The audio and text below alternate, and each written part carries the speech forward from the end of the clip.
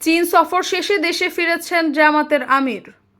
জামায়াতে ইসলামীর আমির ডাক্তার শফিকুর রহমানের নেতৃত্বে ৮ সদস্য বিশিষ্ট একটি প্রতিনিধি দল চীন সফর শেষে দেশে ফিরেছেন। মঙ্গলবার রাতে তারা দেশে পৌঁছান।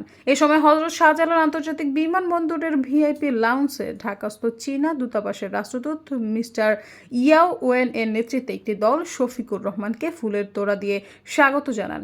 জামায়াত নেতৃবৃন্দের মধ্যে উপস্থিত ছিলেন সংগঠনের নায়েবে আমির সাবেক MP doctor Syed Abdullah Mohammad Taher, secretary general সাবেক এমপি অধ্যাপক মিয়া গোলাম পরোয়ার, সহকারী সেক্রেটারি জেনারেল মাওলানা এটিএম মাসুম, মাওলানা রফিকুল ইসলাম খান, অ্যাডভোকেট মোয়াজ্জম হোসেন হেলাল ও এহসানুল মাহবুব জোবায়ের, কেন্দ্রীয় নির্বাহী পরিষদ সদস্য অধ্যক্ষ মোহাম্মদ শাহাবুদ্দিন, কেন্দ্রীয় নির্বাহী পরিষদ সদস্য ঢাকা মহানগরী উত্তরের আমির মোহাম্মদ সেলিম উদ্দিন, ঢাকা মহানগরী দক্ষিণের নায়েবে আমির অ্যাডভোকেট ডক্টর হেলাল উদ্দিন প্রমুখ।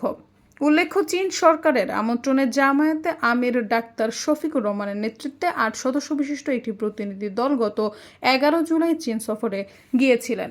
সৈয়দা ফারিয়া, সমযোগ।